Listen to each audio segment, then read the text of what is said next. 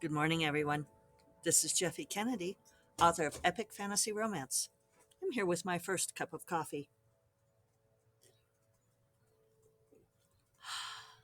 Delicious. Today is, sit with me, Friday! Woo, woo, woo, woo. October 14th, and I have filed my taxes. You'll all be relieved to know. Uh, Also, for those of you who listened yesterday, this is kind of funny. Remember how I lost that little rubber dam thing to hold on my skeleton earrings, and I was like, oh, it fell somewhere in the leaf litter. It's gone forever. Well, I sat down here this morning and it's sitting right here on the table. Like, I swear you all, it was not here yesterday. It didn't just fall on the table yesterday, but it's like some thoughtful garden elf found it and left it here for me to find, which I greatly appreciate. Thank you, garden elves. Isn't that funny? So, any rate, I have it back again. This is kind of a funny thing. I wonder if I can find it now. Um, Yesterday, I, for reasons, don't ask why, um, I did an incognito Google search and searched and did an image search for me because I was basically curious to see which images turned up first for me, and one of them was a quote, like one of those, like embedded quotes in a fancy thing. And I tried to pin it, but then you can't pin on incognito. Um, and it's a quote from me that I don't remember saying. Maybe this is how those questionably attributed quotes happen. Let me see if I can find it. It's about magic in everyday life. It sounds like something I would say, but I have no idea where it came from. Hold on. Okay, I found it again, and I'll tell it to you in a moment. If you're on video, please spare a moment of sympathy for my poor impatient that I totally forgot to water yesterday. I raced off to write her coffee, and then it was a busy day. But I want you to know, if you're one of those people on video and you are a gardener and you're looking out there at this poor wilted impatient and going, Jeffy, look at this poor wilted impatient, it's got water droplets on it. I totally, oops, a little branch came off. Probably shouldn't shake it so vigorously. Uh, I promise it'll be okay. I did water everything now. I'm a bad plant mom. Mea culpa. All right, so let me read you this quote. Maybe I'll even put it on the show notes. So it's something in us recognizes magic when we encounter it. Whether we believe in it consciously or not, it affects us and the choices we make. So, those of you who know my work better than I do, is that from something? I could maybe do a laptop search all of my files for a phrase from that. Um, isn't that weird though? But it does sound like. I mean, I don't disagree.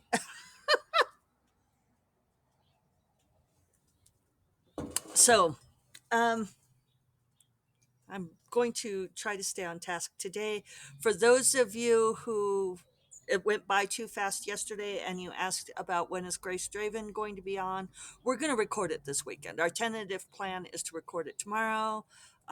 But one of the core tenets of our friendship is that we uh,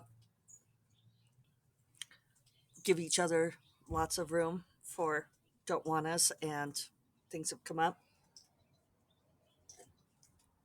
but we'll record it and then I'll put it up, and I will it'll probably be like a special. I don't know, maybe I'll do it next Wednesday. I wonder what the theme is for.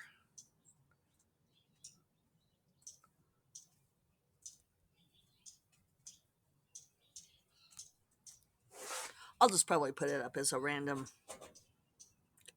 whatever. For those of you who didn't listen yesterday, Grace and I are going to attempt to discuss the the industry, things that you should know about the writing business, and how we spend our days, like what ends up taking up so much admin time. Um, an exciting thing for me today is that I am going to be talking with Neil Gaiman.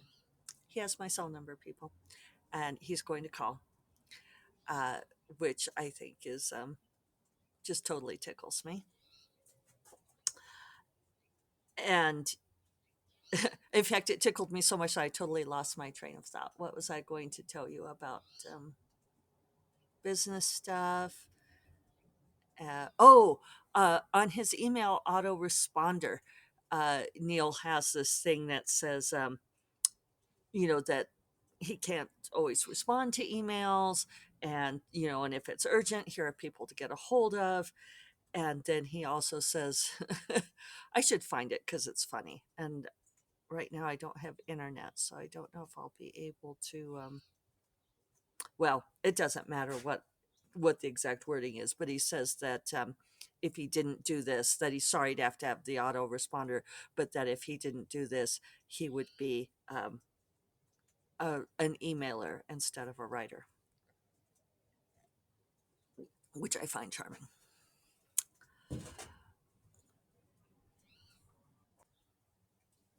But it's true that things like email can take up time, but it's not just that. And so Grace and I are going to discuss that.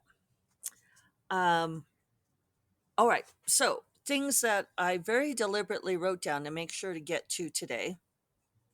I said that I would talk about series and what works, and I'm going to take a slight moment before that. I promise not to go down a rabbit hole. Um, one more thing on my rant on this debut author's post.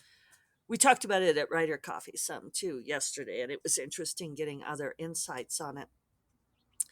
And one one point that she at one point said, and let me find it.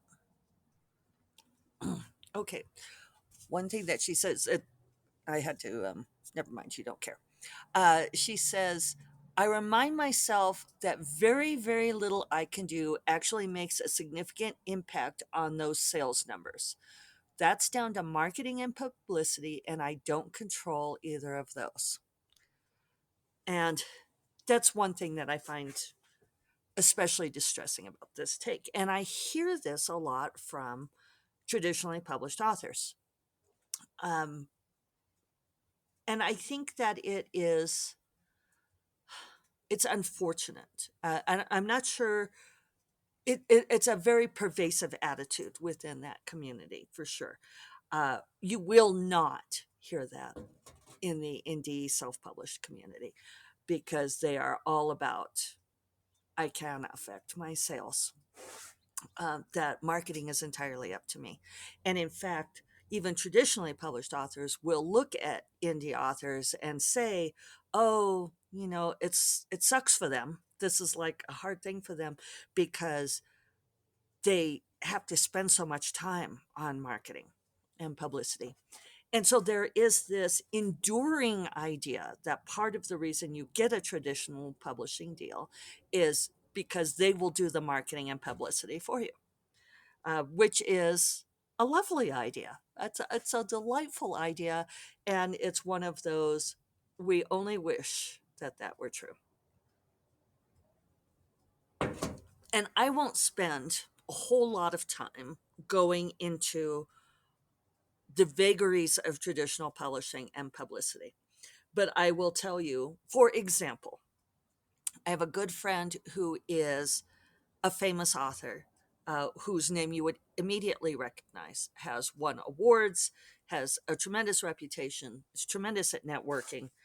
And this person had a recent book release, and they messaged me very upset and said that they had found out that their local bookstore, which is also a bookstore that you would have heard of, indie bookseller that has a great reputation, had contacted this author's publisher, whose name you would also recognize, big, big publisher, had contacted that publisher initially about having this author's release at their bookstore and having an event, and the publisher never responded.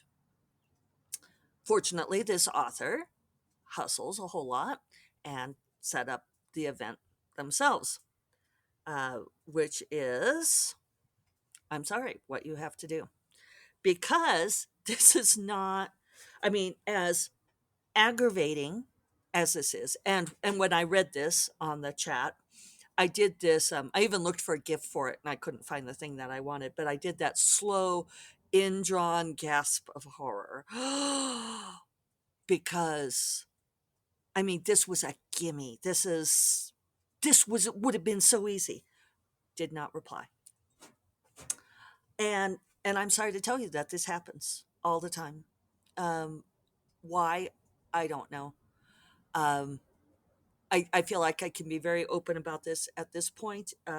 Like with Kensington, when the Pages of the Mind was a Rita finalist. I shouldn't keep ending my sentences like a question. uh, I was at RWA down in Orlando at the Dolphin Swan Resort. My publicist, who I really like, I mean, delightful person, was at the freaking conference. Kensington in no way acknowledged that this book that they published was up for a Rita Award. And many people ask me if I think it's made a difference for sales, and I will say absolutely. That book has gotten a lot of notice that it might not have otherwise gotten. There were other publishers there who had like big wall banners for their books that were Rita finalists. Nope, not for me. And then my book won, fucking won. Thank you. I'm still happy about that. And my publicist, who was at the conference, did not know until Monday morning. And she emailed me and she said, "Oh, I didn't realize until today that the book won. Congratulations." And that's it. Um, whether there's this idea that the more marketing you get, or I'm sorry, blah, blah, blah. There's this idea that the bigger advance you get, the more likely you're going to get those marketing dollars, that the publisher will be more behind you if you have a big advance. Maybe yes. I mean, there's a certain logic to it, but the thing about traditional publishing is that it's not always logical. And yes, they may give you that push, they may not. Uh, if the person who is the champion of the book leaves the publisher, you're orphaned. Uh, they they are not a well-oiled publicity machine. And so the thing is like we'll be talking about programming for a conference, and we will talk about, like different tracks and, which stuff is for what kind of authors.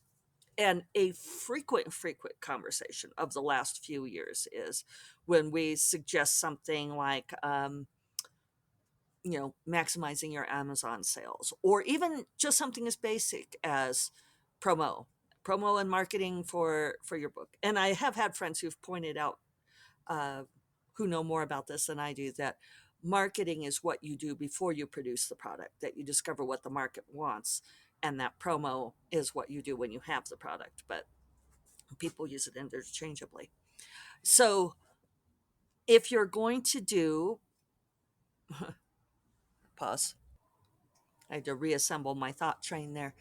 Uh, Doing promo for books is a frequent request that we get for programming.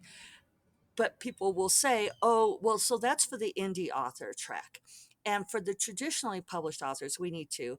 And I want to scream. I want to slap people upside the head, because there's this enduring idea, as epitomized by this poor debut author's blog post, that they cannot affect sales if they're traditionally published. It's like, well, you can't see your sales in real time, and that kind of sucks because you can't tell when something that you've done has moved the needle or not. But I'm sorry, every author has to do promo. And I think a lot of authors don't want to, which I sympathize because we're writers and not marketers. And if we wanted to be in marketing, we would probably do that and make more money. But you have to. You and there are things that you can do as a traditionally published author to affect your sales. And this throwing up of the hands and saying, well, very little, very, she even did two varies, very little I can do actually makes a significant impact on those sales numbers is just flat wrong. And I'm sorry that she believes that. There is a great deal you can do to affect your sales numbers. And I wish that there was not this enduring idea that traditionally published authors don't need to go to programming about marketing, about promo. Um, and I'm already at 16 minutes because I did talk about this for a long time. And I know I keep promising to talk about what you can do with a series. So I'm going to put that down definitely for Monday. Um, this makes up for all those days when I don't really have that much to say, right? Uh, but sort of to lay the groundwork for this, this is the other thing that traditionally published authors can do to affect their sales numbers is to think about, especially if, and this seems to be the case, if traditional publishers are saying we want a series, we want a continuing series from you, then it is incumbent. I'm putting this strongly. I've been opinionated this week, haven't I? It is incumbent upon authors to figure out what it is that makes a series sell through work. And and that means crunching your sales figures, people. I know that there are a lot of traditionally published authors who do not read their royalty statements.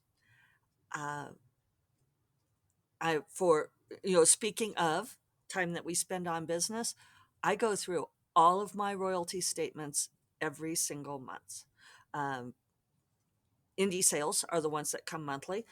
Uh, some of my traditionally published books, I get royalty statements quarterly. Some I get biannually.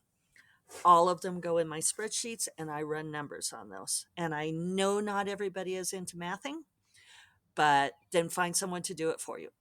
I'm very serious about this. And I absolutely understand that reading royalty statements is a total pain in the ass. They make it very difficult to read, um, to understand.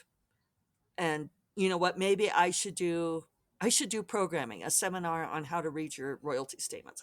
I'm actually I'm going to write that down. Hold on. I keep thinking I should get these workshops up, do a Patreon or do some paid workshops. Uh, it's one of the many things on my very long list. At any rate, I should do a program on teaching people to read royalty statements because I think there are a lot of trad pub authors who don't know how. And there's actually only a few simple numbers you need to look at. And but you need to run, it's really simple math. You need to look at how many books are sold in ebook and print, and knowing that your trad publisher only looks at print, how many of those books are sold for each book in the series. And then it's simple math. It's like how many are sold of book 2 versus of book 1, how many are sold of book 3 versus the first two. And that is going to tell you how your series sell through is. And if you do this for different series, you're going to see changes. You're going to see differences in them. And then we can analyze what makes series sell through good or what makes it sucky. And it is true that you are always going to see drop off from book 1 to book 2. Always. And that is because many people are going to read book 1. It's not because readers prefer standalone books. In my experience, there are a few, but the vast majority prefers a series. But they're only going to continue with a series if it's their catnip, right? So a lot of readers are going to read your first book. They're probably there's going to be a certain percentage that tap out early on. There's a certain percentage that are going to DNF it at some point. And that's okay. That's trying the different chocolates in the box. And if you don't find the one that's, you bite into one and it's coconut and you hate coconut, that's me. It's like you say, does anyone else want this coconut candy? Or you throw it in the trash and go for another one and hope for like that strawberry nougat or something. And that's reader preference and that's life. All right. I hope I won't say I promise, but I will try to talk more about series sell through on Monday. Hope you all have a wonderful weekend, and I will talk to you Monday. You all take care.